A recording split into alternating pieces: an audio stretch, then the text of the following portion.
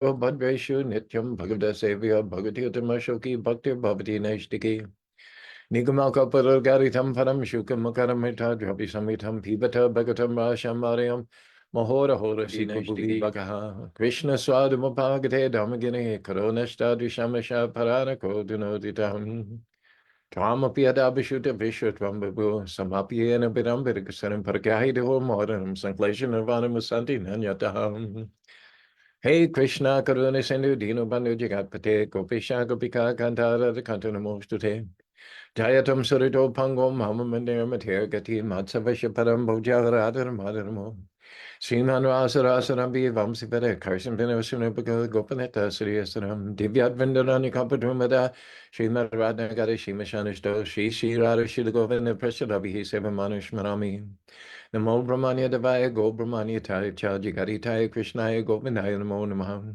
Mangalam Bhagavan Vishnu Mangalam Guru Rajaja Mangalam Paririkaksho Mangarayatani Om Narayanaya Vidmahi Vasudevaya Dimahi Tano Vishnu Prachodhyate Om Mahadevi Chavidmahi Vishnu Padnya Chadimahi Tano Lakshmi Prachodhyate Mahalakshmi Namastabhyam Namastabhyam Sare Sare Hari Pare Namastabhyam Namastabhyam Dayadidem Taptikan Chanagorenge Radhe Vindavaneshwari Vishavanasute Devi Pranamani Hari Priya Subham Karoti Kalyanam Ragam Dana Samaram Sati Buddhi Vanasana Deepa Jyoti Namostute Deepa Jyoti Janardanam Deepa Jyoti Parabaram Deepa Meturam Deepa Jyoti Namostute Nama Om Vishnu Padaya Krishna Pastaya Bhutare Srimari Bhakti Vedanta Swami Dinamani Maste Saraswati Devi Gauravani Pacharine Nirvishesha Shanibari Praskata Desarani Sri Krishna Chaitanya Prabhu Nityananda Shri Advaita Gadadhar Srivasadi Gaur Bhaktivinoda Hare Krishna Krishna Krishna Hare Hare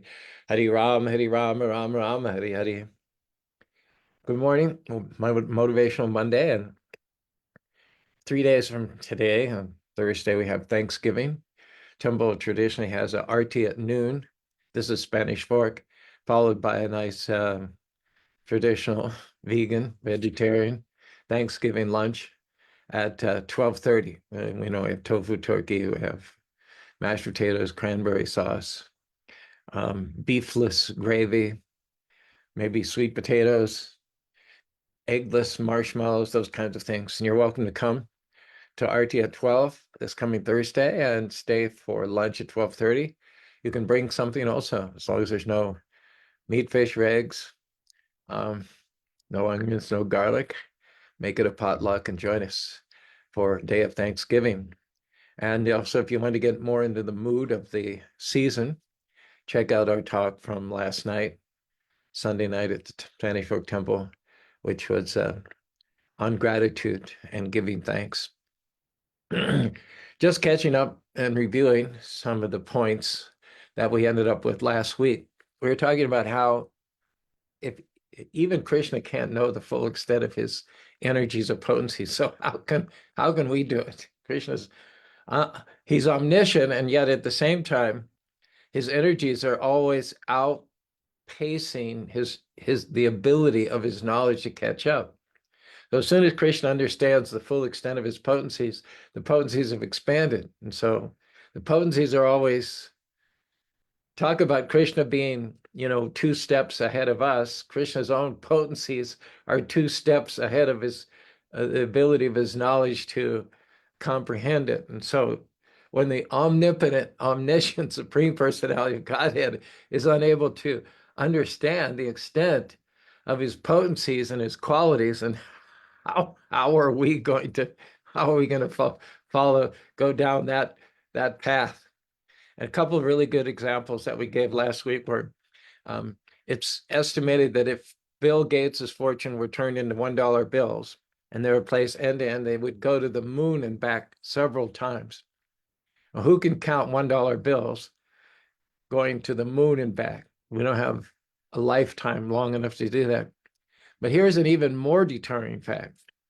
That every time you count $1 of Bill Gates' fortune, he's made $3 more.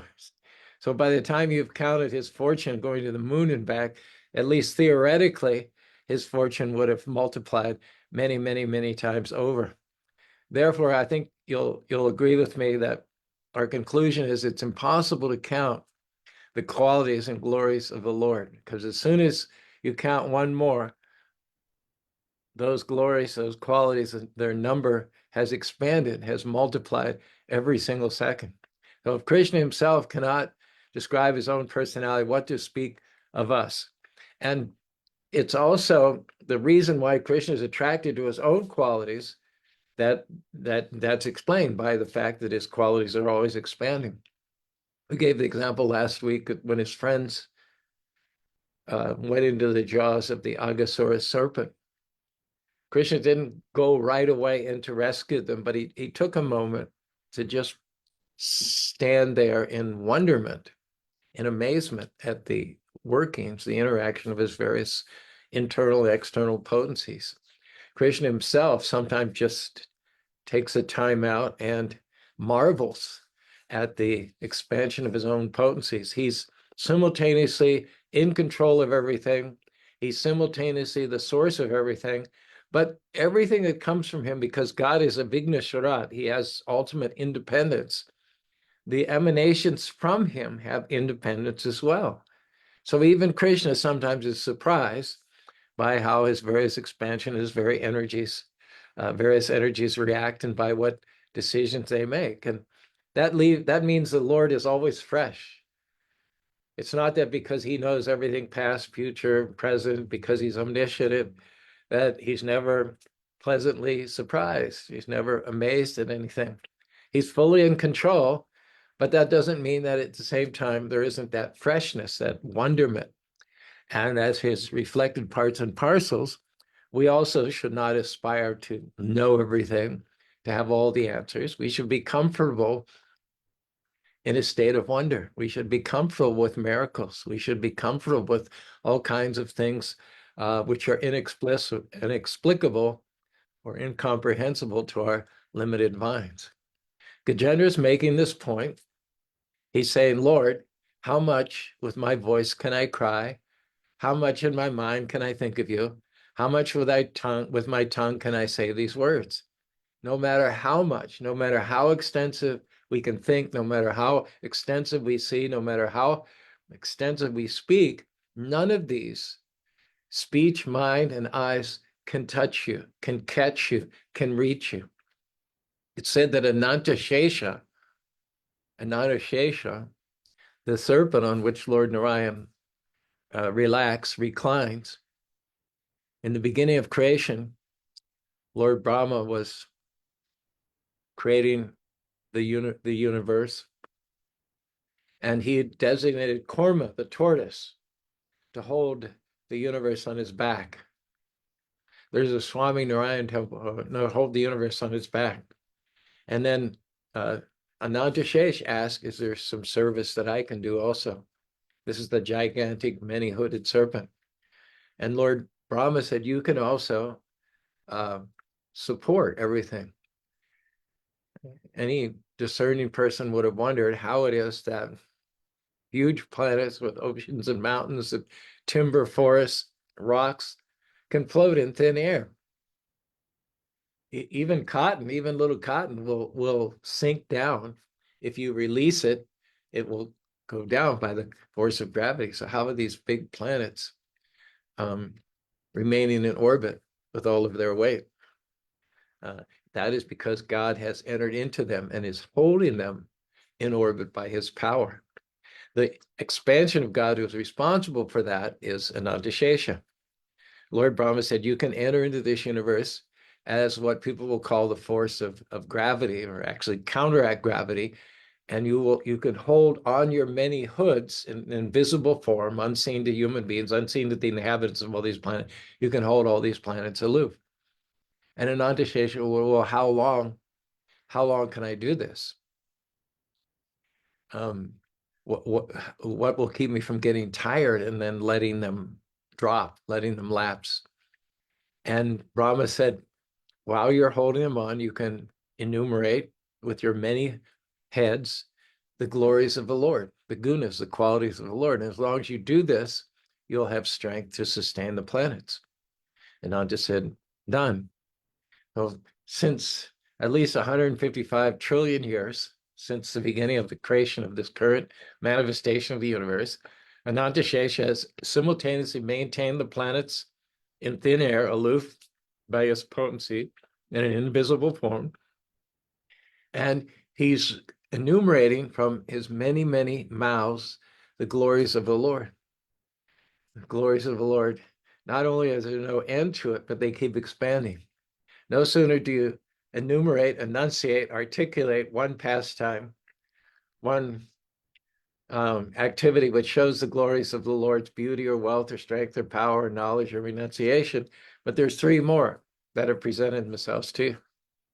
So this is Anantashesh having held the universes up for many, many millions, billions, and trillions of years without getting tired, because he had a benediction that as long as he continues to glorify the Lord, and as long as he never runs out of things to say about the Lord, he'll get continuous strength.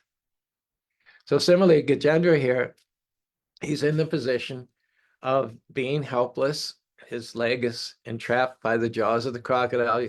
He has been pulled deeper and deeper into the lake, and it's pretty much the writings on the wall. He's going to lose his life unless there's some sort of an intervention. So he's come to the end of his strength. He has no longer the ability to resist the pulling of the crocodile. And coming to the end of his physical strength, then he switches over to his mind, his intellect, and ultimately the heartfelt cry of the soul for the Lord. Prabhupada says, when we chant Hare Krishna, Krishna Krishna, Hare Hare, Hare Rama, Ram Ram, it should be like the heartfelt cry of a child for its mother. The child knows it can't feed itself. Child knows it can't protect himself. Child knows it can't put a roof over its head. Child knows can't generate income. Child is helpless, especially in human form. Many animal children, like peacocks, every spring we have peacocks take birth on the property, and as far as I know, there's no peacock mother doesn't have breast milk. All the peacock mother does to show the child how to maintain itself is the peacock mother goes around picking up seeds and little bugs on the property. And the little baby, the little hatchling, by watching the mother, also goes and picking. So pretty much a baby peacock, although the mother shows how it's done, the baby peacock pretty much has to support itself, has to walk on its own strength, has to find its own food, has to be quick and sharp enough and have good enough eyesight to identify these little pieces of food and little bugs and to feed itself pretty much from the time it hatches. If it doesn't pick up those skills, within a week or so, it's going to die of thirst and hunger. But not so with humans. Humans are dependent for years, literally years and years and years, 12, 13, 14 years. They're dependent upon others. And so in the same way that a child, knowing it's helpless to protect itself, to nourish itself, cries to the mother. The child is saying basically, I can't do anything. I can't do any of the things that you can do. The only thing I can do is some or other play your heartstrings. My cry of total helplessness, total dependency, and total faith and total loyalty on the superior strength and beauty and wisdom and love of the parent.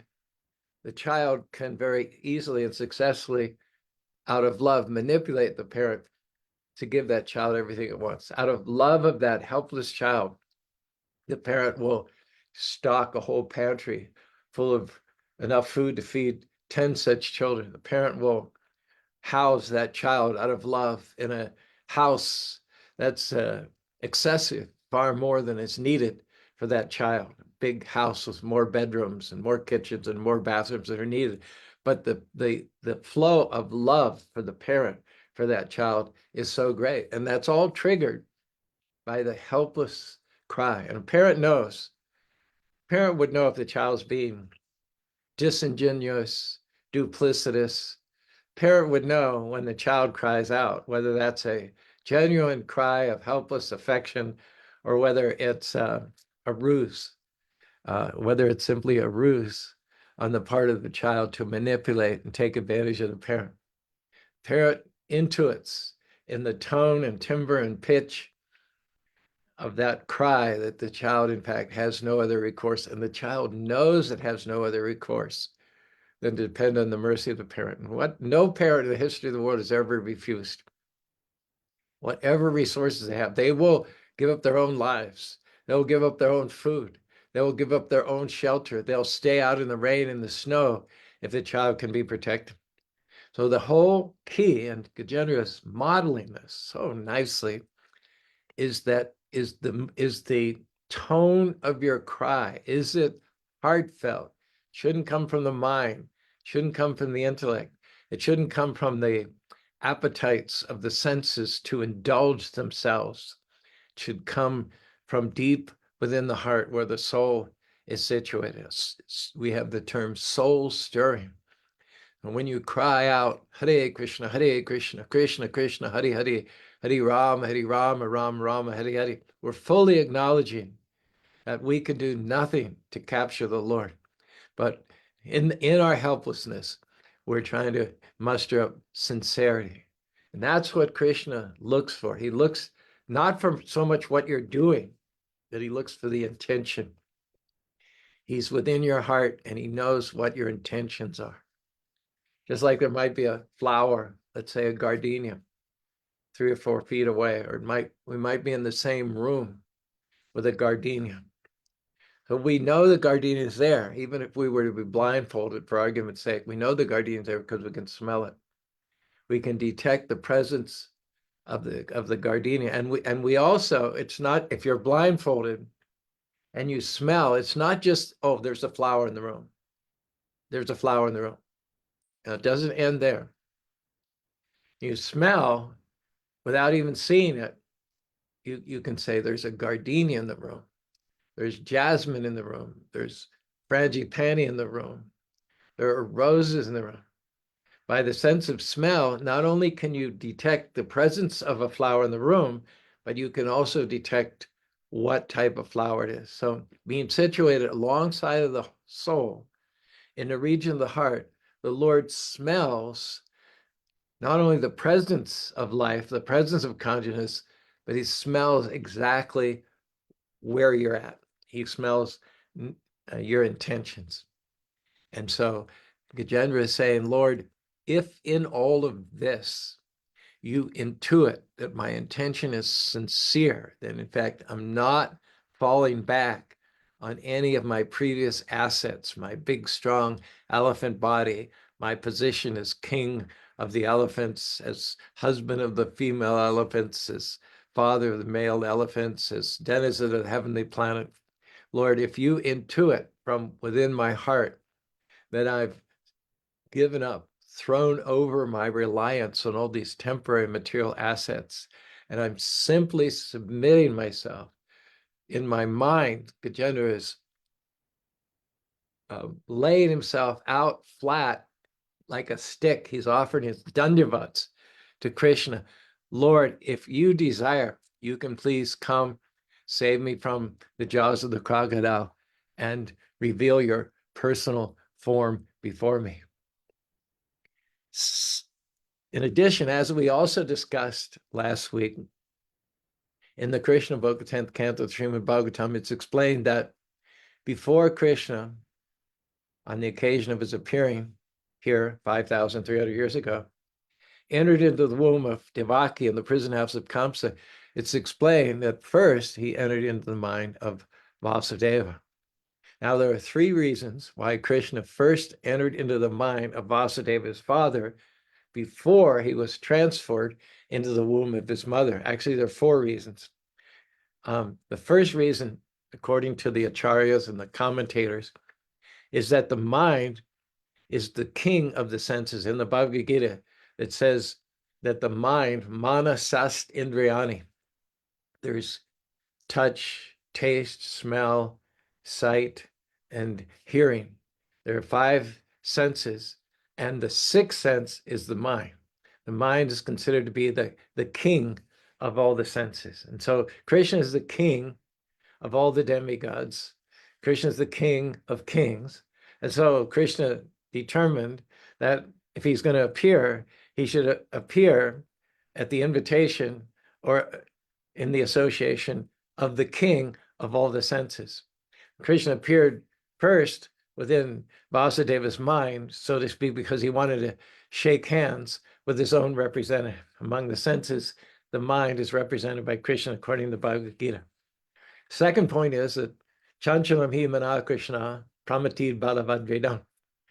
When Krishna asks Arjuna to control his mind in the Bhagavad Gita, Arjuna says, impossible. No one can control the mind. You might as well like stand in front of a hurricane and hold up your hands. Cannot control the wind. And the mind is compared so often to the capricious wind. Not only is it capricious, the wind can go here and there on a dime, but it's very strong. It's extremely powerful, can wreak untold destruction. So because the mind is very, very restless, and because Krishna in this particular incarnation as the son, foster son of Mother Yashoda, is going to be especially naughty, especially mischievous, and especially restless, Krishna was thinking that before I advent myself through Devaki and then get taken to Braj and play my role as the son of Yashoda, I should hang out with the most naughty, the most restless and capricious of all the senses, the mind, which is often compared to the wind. The mind can train me up how to be a huge headache for Mother Yashoda, how to never give her any peace of mind. Yashoda has prayed in a previous life, let Krishna be my son. Let me appear as the mother of the Supreme Personality of Godhead. Let him be so kind as to subordinate himself to me in the role of my son. And as such, I will be always thinking of Krishna 24 hours a day. And Krishna said, okay, you prayed for that. I'm going to give that to you in spades. Never in the history of the world has any child been more naughty than Krishna. Mother Yashoda must have thought once in a while, Krishna, I know I prayed to be always thinking of you and therefore to have appeared as your mother and asked you to appear as my son, but this is a lot to take. I had no idea that you were going to answer my prayer so fully. Sometimes when we chant, Hare Krishna, Krishna Krishna, Hare Hare, Hare Ram, Ram Ram, Hare Hare. The translation, the literal meaning of that prayer is, Krishna, O Lord, O energies of the Lord, please engage me in your service. And sometimes in the course of doing missionary work for the International Society of Krishna Consciousness in the last 54 years, I've said, Krishna, I know I prayed for service, but I had no idea that there would be this much to do. Mother Yashoda must have felt the same way. So anyway, Krishna is going to be the most naughty child ever. And he thought, let me get trained up by the mind before I transfer myself to Devaki's womb and then down the line to Vrindavan as a son of Mother Yashoda. Now also the mind is known as Go. Go means king. Krishna is called Gopal. Gopal, that means the king of all the cows. He stands there with his stick and he controls the cows every morning when he and his friends go out and they take the calves for pasturing. So Go has another meaning also. It means king of the senses. We just discussed the mind is Go of the senses, but Go has another meaning also. It means the Lord, the controller of the cows. So Krishna is thinking that because in my pastime as Krishna in the rural village of Vrindavan, where the main activity is taking care of the cows and producing milk products, then I should also first appear through the mind, inasmuch as the mind is called Go, which means king of the senses, but also Go means cows, and I'm going to be king of the cows also in this incarnation. Also, the fourth reason why Krishna appeared within the mind of Vasudeva before being transferred to the womb of Devaki is that the mind is uncatchable. Just like you can't imagine catching the wind. Similarly, there's no way you can catch the mind. Just like Krishna is beyond the ability of the senses, including the mind, to catch him, so the mind is also uncatchable. Um, Oftentimes, everyone's experienced it. We're trying to think of somebody's name, or we're trying to think of a word in the English dictionary. And we've said that word many times before. We've said that person's name. We've recollected that person's name on numerous occasions. But some or other, we just can't.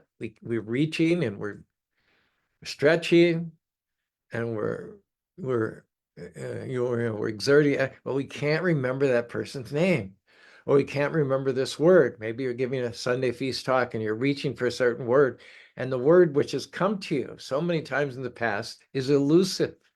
This is the mind. Every morning, I take some time to go through all the rap songs that I do, just to keep them fresh. Every song at least once daily.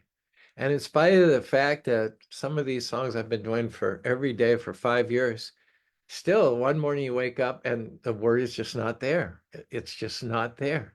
That means that the mind is capricious. You can never 100% depend on it. Old age, the problem with old age and the mind is that in old age, the mind doesn't mislead you. The mind's not hyperactive. You'd think with the accumulated experiences of a lifetime that the mind would be just jammed up with all kinds of options, and the problem would be the mind is too full. You're thinking of one thing and another thing happens. Like you're driving your car and you're thinking, all these thoughts are crowding in from 75 years of experiences, and then you don't see the car coming to blindside you. And an accident happens. But that's not the case. The mind is AWOL. The older you get, the more you come to these senior moments where there's nothing in your mind. You just go blank. And that's not good. Old people give up their driver's license. They stop going out in public and in cars driving 60, 70 miles an hour when they realize that at any moment, the mind could just go blank. They come to a stoplight, and that place where they've seen red millions of times, and the red has it. What should have happened did happen. The red color registered in their mind, and it translated into their senses, and they put their foot in the brake and they stop for the red light. Old age means that that you go blank. There's just space in there, and you find yourself going through an intersection when the light is red and you don't even remember you did it. And I remember Shesh. Shesh was a teacher at Weber State University. He was a friend of ours, a donor. He gave $10,000 to help us build the Spanish Fork Temple, which is behind me. He lost his wife, Lila. She passed away when she was 72, and Shesh lived until his mid-80s. He was in a home on 13th East and about 45th South. I went to visit him one time, and he told me about the time he went through an intersection. He breezed right through a red light and almost broadsided a family with small children in the car. And he said, I realized then that I can't rely on my mind anymore like I've done for 80 years. And so he gave up his driver's license because he was scared of what he might do to other people when the mind goes blank. So in the same way, Krishna knows the nature of the mind. He created the mind. Mind is uncatchable. I was just reading something about one of the devotees from Reno. Her name is Annabelle Younger. She posts quite a lot on Facebook. So she posted something yesterday. She said, I'm alive today in my 80s because of this man. And she had a picture of Louis Pasteur. This man saved my life when I was a child. And then it went on with an excerpt from Wikipedia about how he discovered penicillin. Some people say this, his discovery of penicillin was the most significant discovery in all of the medical history of the world. It certainly was significant. And Annabelle told about how she got a disease which would have been fatal, except that penicillin had recently been discovered. I think it was in the 50s or something. And then that was due to injection penicillin that she got over that ailment, which otherwise would have killed her. The funny thing is that this man had worked with bacteria. He worked with mold that forms on cheese, that forms on bread for other purposes. He had no thought of using this mold to save lives. It was, I forget what it was, but he was just doing laboratory experiments with mold from bread, from cheese, and from other things. And literally it was like it dropped into his lap. It wasn't the area of research for which he endeavored. It wasn't his targeted goal, but some other from out of the blue, and I say that tongue in cheek because Krishna is blue. From out of the blue, Krishna gave him that insight. He just dropped it on him at the most unexpected time. And then he realized this other, much more significant, world-changing purpose for which the mold could be used. And isn't that the case? So often we talk about genius. People are going along, they're trying to think of some purpose, some use. They're trying to make something happen. They've done hundreds and hundreds of experiments, but it's elusive. It's just beyond their ability. You know, the discovery of radio, the discovery of television, the discovery of electricity, the discovery of phonograph. There are many, many people in that area. There's a general feeling that its time has come. But out of hundreds and hundreds of researchers and hundreds of people who are thinking of the same result and using more or less the same means, how does it happen? To one of them, picked from our point of view, it would seem randomly, by God, and God just like a bolt out of the blue, one person, Marconi or Pasteur, or Dr. Salk, who got the vaccine for polio, or Benjamin Franklin, who discovered electricity, yada, yada, yada. They all came as bolts from the blue, because otherwise, with hundreds of researchers and a tremendous momentum to get to this benchmark in technology, this benchmark in medical healthcare, it's one person whom God chooses based on the activities of their past life, which only God knows, who just out of the blue gives them the bolt. They get the idea, and then they become known as the creator or the discoverer of penicillin or the polio vaccine. The story is basically the same throughout history, a bolt out of the blue. So Gajendra refers to the Lord as having appeared within the mind for several reasons. The mind is the king of all the senses. The mind is naughty and restless, and Krishna is going to be naughty and restless as a child in the courtyard of Mother Yashoda. But the mind is also uncatchable. The mind has a mind of its own, and there's no way you can force the mind towards a certain decision, towards a certain conclusion. The mind will do what it wants, when it wants. And so we can only chant Hare Krishna. We can only read the scriptures. We can only think of Krishna as often as possible. We can always only come before the deity form of the Lord in the temple and drink in his beautiful form and get darshan. But as to when and where Krishna will come within the range of our mind, come within the range of our senses, that is entirely up to him. When we break through and become pure devotees, when there's nothing stopping or limiting the flow of our love to Krishna, Krishna's love has always flowed to us uninterruptedly, in spite of the fact that we've turned our backs on him, we've ignored him, we've barely expressed appreciation for all of the blessings that he's bestowed us with. Krishna, his blessings have never stopped flowing from his side to our side. The problem is that we haven't reciprocated. So when we chant, when we look at the deity form of the Lord, when we read and discuss and think about the Lord, we think about the fact that we're dependent on Krishna's mercy. We're dependent on Krishna's compassion. We're dependent on Krishna's love for us.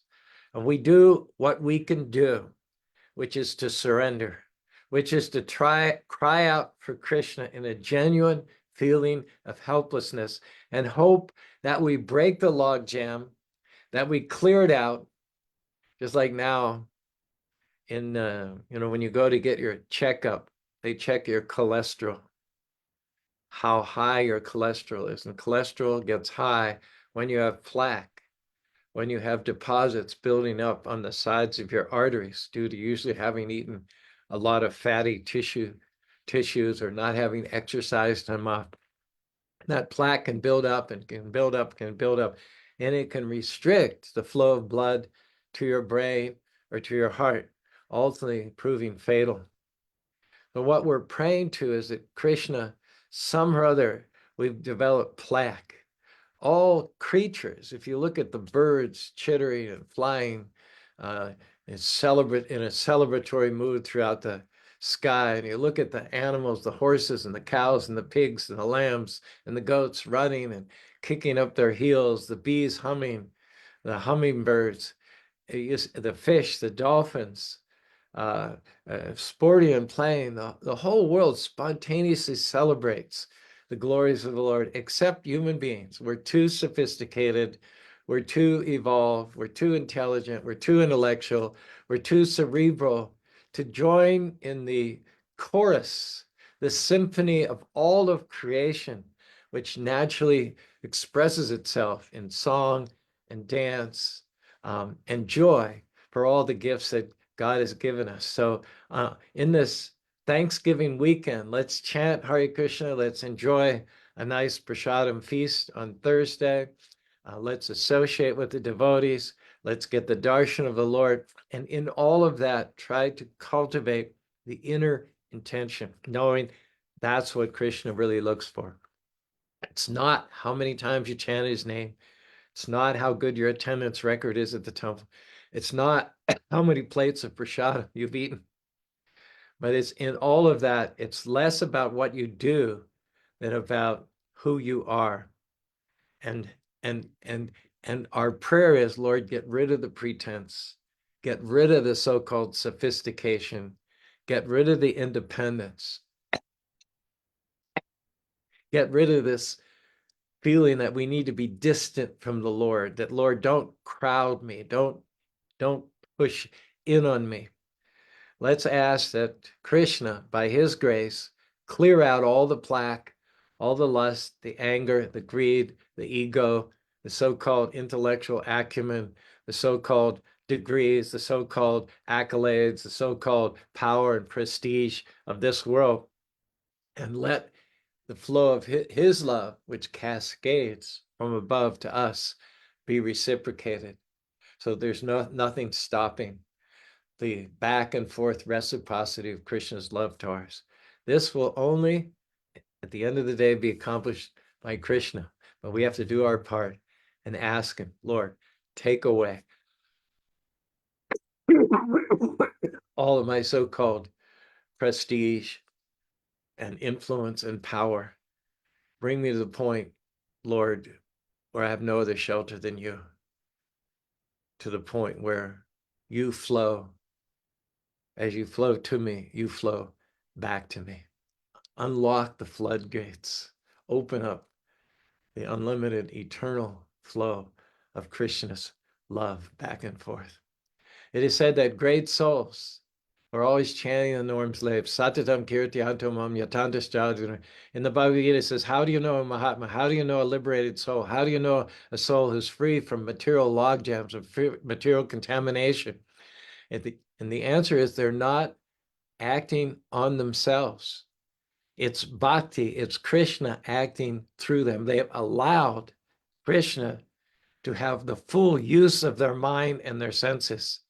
In a good sense, you might say, having just finished Halloween and moving into Thanksgiving, this is probably a good time of the year to describe Bhakti as, in a good sense, haunting, in a good sense, haunting the individual soul, so that that soul, being freed of contaminations and log jams, goes with the flow of Krishna to his lotus feet. As the Ganges rushes from the high Himalayan mountains to the sea, let my love and service, Lord, flow eternally to your lotus feet. Hare Krishna, Hare Krishna, Krishna Krishna, Hare Hare, Hare Rama, Hare Rama, Rama Rama, Hare Hare. Thanks very much for joining us. First one to jump on was Vallabha Chandra. Gave a nice talk on Saturday night at Salt Lake City called Go Home. The same talk he'd given a few weeks before in Spanish Fort. I don't know if I told you, but Bobby and I are going to be gone for almost a month in January and February, going to the New Zealand Festival of Colors, which will be on February 2nd. So I hope you're free at that time. Might tap you to give a few of the talks during our absence. Kelly, Hare Krishna. Kelly wrote me the other day about once he was jogging as a young person and came across what was in Alberto Salazar and another famous long distance runner. His name was Craig, both of whom said good morning to him as he passed them. And that was on the pre-trail. It was another trail is named after another great runner from Oregon. Blast from the past. Shali's got brand new marble Krishna deity installed in her home and a beautiful altar, and she's thinking about how to get Radha to stand at the side of Lord Krishna. Bye, Bobby. And we have the, I thought I saw a heart or something from Ram Kishore, but I guess you have to actually type something to have your name show up on the sidebar. But I did see some little thumbs up and hearts with the name Ram Kishore there, even though I don't see him as one of the commenters here. So here is what we look forward to at the end of each and every session.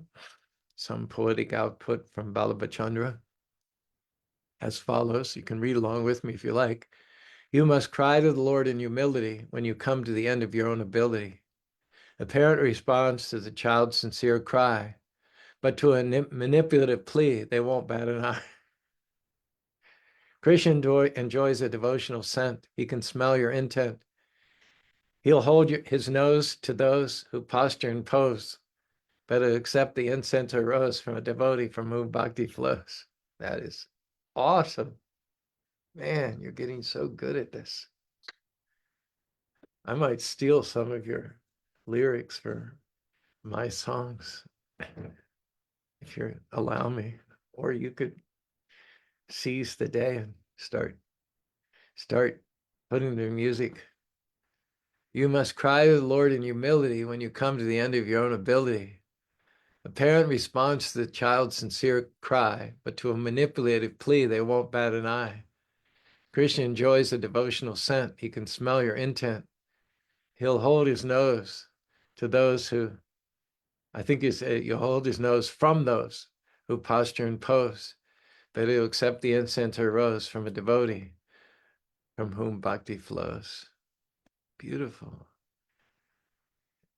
It just takes our realization, our enthusiasm to another level to see it. The same basic, essential, eternal truths expressed different ways from different people, from different angles and different points of view. It's like there's an ocean and we're churning it. We're churning it. We read in the Srimad Bhagavatam, the pastime about when the demigods and the demons use the Mandara mountain, they use Takshaka as a rope. Korma held up the mountain, Garuda from the top, and they churned the ocean of milk. And from that ocean of milk, they got all kinds of brand new things, Lakshmi, and Amrita, and Dhanvantari, Indra's horse, Indra's elephant, and the horse. All kinds of beautiful, miraculous, never before things were churned out of the ocean of milk. The ocean of milk had been there for thousands of years, but when various forces aligned to churn the ocean of milk, then more came out of it. So Prabhupada said, don't just read my books, discuss my books, discuss my voice, churn, give us your feedback, make it yours, claim it with poetry and verse and song and dance. So thanks to those who follow in that mood. Thanks, Kelly, Brent, by Bobby, Shali, by, and I think Ram Kishore is there somewhere, at least giving thumbs up and hearts. This has been Motivational Monday. We'll be back. Eventually, we'll get to the 11th verse. We've been on the 10th verse for like about 3 weeks. But we'll get to the 11th verse tomorrow or the day after. Hare Krishna, Hare Krishna, Krishna Krishna, Hare Hare, Hare Ram, Ram Rama, Hare